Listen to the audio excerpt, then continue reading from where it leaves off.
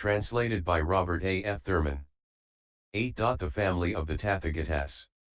Then, the Crown Prince Manjusri said to the Likavi Vimalakirti, "Noble sir, how does the bodhisattva follow the way to attain the qualities of the Buddha?"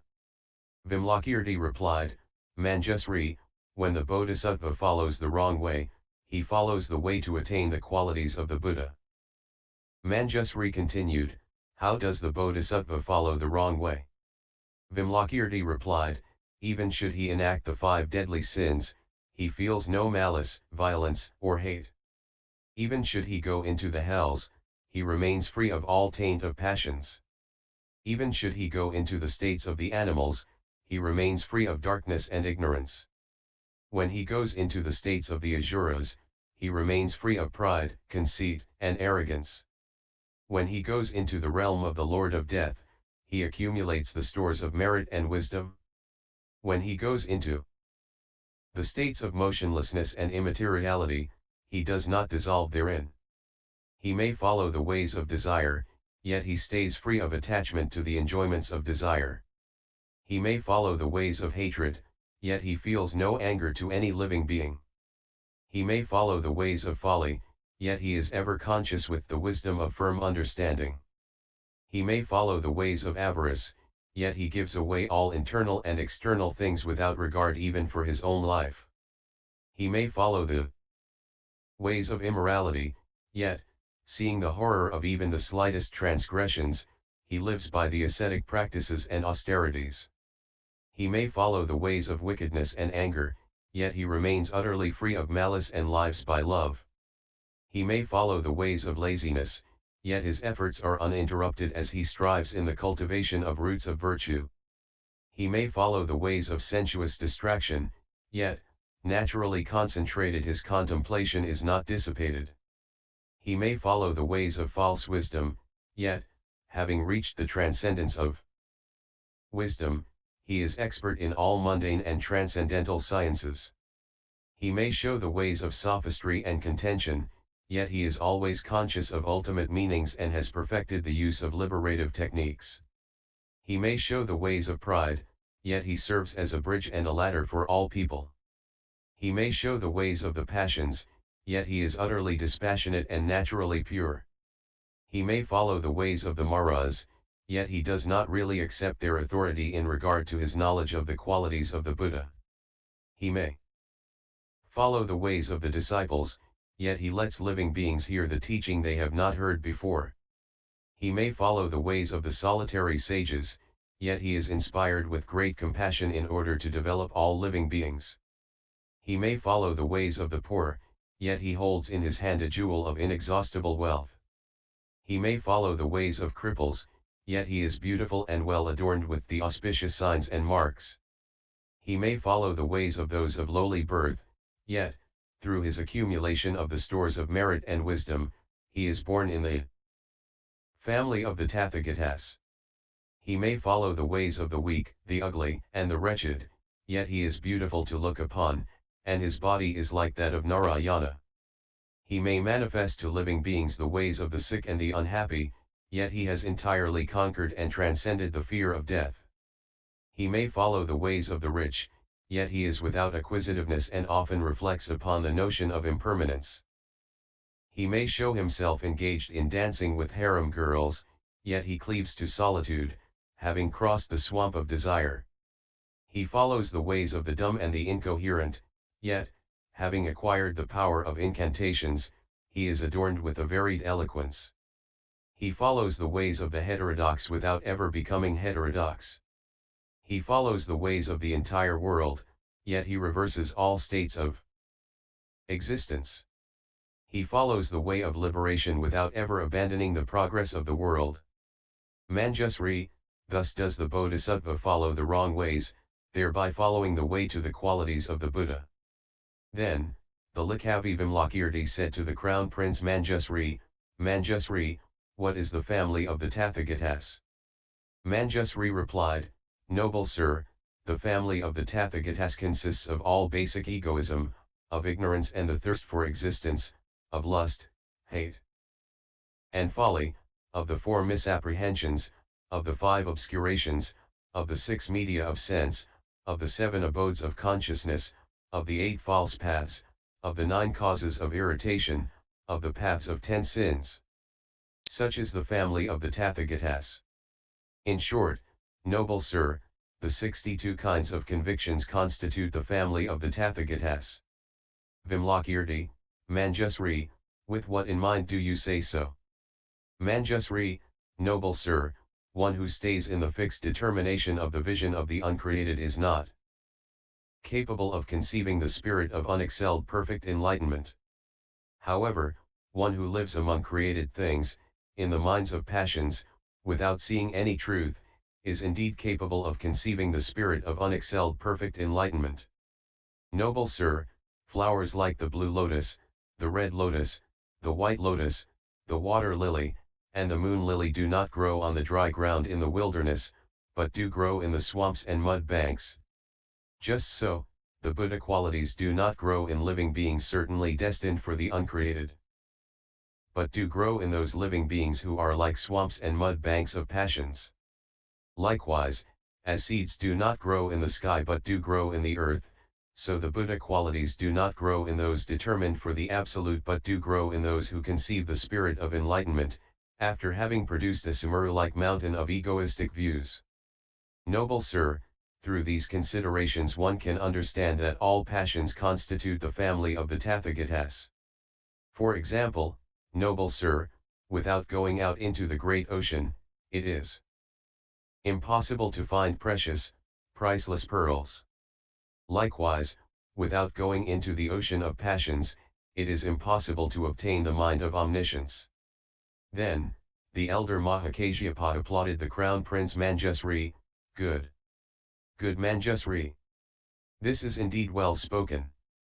This is right. The passions do indeed constitute the family of the Tathagatas. How can such as we, the disciples, conceive the spirit of enlightenment, or become fully enlightened in regard to the qualities of the Buddha? Only those guilty of the 5 deadly sins can conceive the spirit of enlightenment and can attain Buddhahood, which is the full accomplishment of the qualities of the Buddha. Just as, for example, the 5 desire objects have no impression or effect on those bereft of faculties, even so all the qualities of the Buddha have no impression or effect on the disciples, who have abandoned all adherences. Thus, the disciples can never appreciate those qualities. Therefore, Manjusri, the ordinary individual is grateful to the Tathagata, but the disciples are not grateful. Why? The ordinary individuals, upon learning of the virtues of the Buddha, conceive the spirit of unexcelled perfect enlightenment, in order to ensure the uninterrupted continuity of the heritage of the 3 jewels, but the disciples, although they may hear of the qualities, powers, and fearlessnesses of the Buddha until the end of their days, are not capable of conceiving the spirit of unexcelled perfect enlightenment. Thereupon, the bodhisattva Sarvarapasamdarsana, who was present in that assembly, addressed the Likavi Vimalakirti, householder, where are your father and mother, your children, your wife, your servants, your maids, your laborers, and your attendants? Where are your friends, your relatives, and your kinsmen? Where are your servants, your horses, your elephants, your chariots, your bodyguards, and your bearers? Thus addressed, the Likavi Vimalakirti spoke the following verses to the Bodhisattva Sarvarapasamdarsana. Of the true Bodhisattvas, the mother is the transcendence of wisdom, the father is the skill in liberative technique, the leaders are born of such parents. Their wife is the joy in the Dharma, love and compassion are their daughters, the Dharma and the truth are their sons. And their home is deep thought on the meaning of voidness. All the passions are their disciples, controlled at will. Their friends are the aids to enlightenment, thereby they realize supreme enlightenment. Their companions, ever with them, are the 6 transcendences. Their consorts are the means of unification, their music is the teaching of the Dharma. The incantations make their garden, which blossoms with the flowers of the factors of enlightenment, with trees of the great wealth of the Dharma, and fruits of the gnosis of liberation. Their pool consists of the 8 liberations, filled with the water of concentration. covered with the lotuses of the 7 impurities, who bathes therein becomes immaculate. Their bearers are the 6 super knowledges, their vehicle is the unexcelled Mahayana. Their driver is the spirit of enlightenment, and their path is the eightfold peace. Their ornaments are the auspicious signs, and the 80 marks. Their garland is virtuous aspiration. And their clothing is good conscience and consideration. Their wealth is the holy Dharma, and their business is its teaching, their great income is pure practice. And it is dedicated to the supreme enlightenment. Their bed consists of the 4 contemplations, and its spread is the pure livelihood. And their awakening consists of gnosis, which is constant learning and meditation. Their food is the ambrosia of the teachings, and their drink is the juice of liberation. Their bath is pure aspiration. And morality their unguent and perfume. Having conquered the enemy passions, they are invincible heroes. Having subdued the 4 maras, they raise their standard on the field of enlightenment. They manifest birth voluntarily. Yet they are not born, nor do they originate. They shine in all the fields of the Buddhas, just like the rising sun. Though they worship Buddhas by the millions, with every conceivable offering, they never dwell upon the least difference between the Buddhas and themselves. They journey through all Buddha fields in order to bring benefit to living beings. Yet they see those fields as just like empty space, free of any conceptual notions of living beings.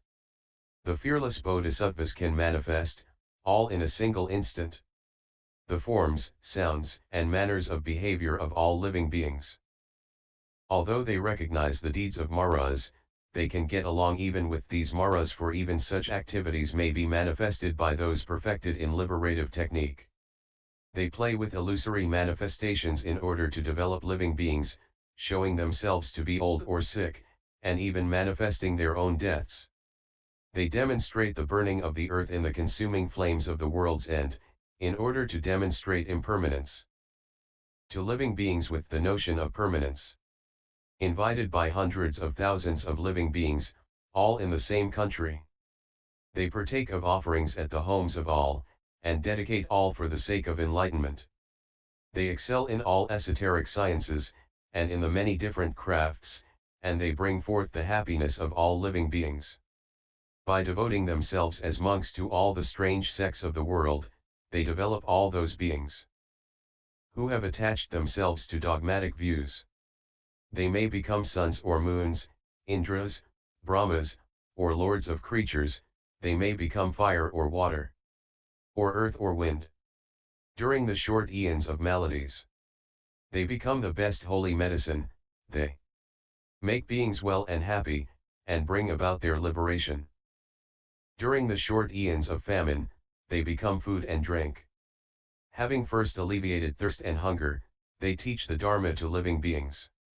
During the short eons of swords, they meditate on love, introducing to nonviolence hundreds of millions of living beings. In the middle of great battles, they remain impartial to both sides, for bodhisattvas of great strength delight in reconciliation of conflict. In order to help the living beings, they voluntarily descend into the hells, which are attached to all the inconceivable Buddha fields. They manifest their lives in all the species of the animal kingdom, teaching the Dharma everywhere. Thus they are called leaders. They display sensual enjoyment to the worldlings, and trances to the meditative. They completely conquer the maras, and allow them no chance to prevail. Just as it can be shown that a lotus cannot exist in the center of a fire, so they show the ultimate unreality of both pleasures and trances. They intentionally become courtesans in order to win men over. And, having caught them with the hook of desire, they establish them in the Buddha gnosis. In order to help living beings, they always become chieftains, captains, priests, and ministers, or even prime ministers. For the sake of the poor, they become inexhaustible treasures, causing those to whom they give their gifts to conceive the spirit of enlightenment.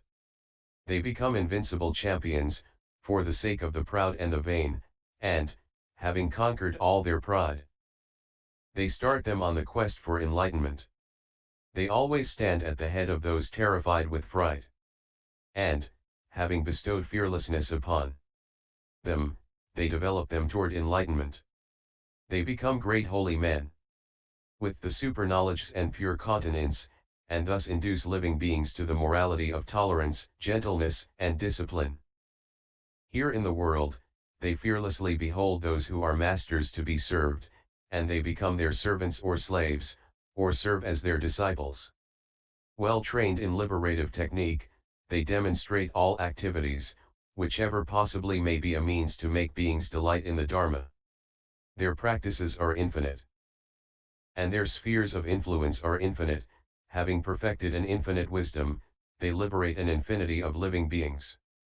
Even for the Buddhas themselves, during 1,000,000 eons, or even 100 million eons, it would be hard to express all their virtues.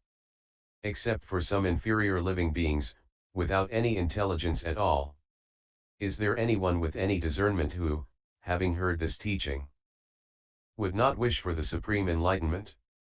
And Vis 008.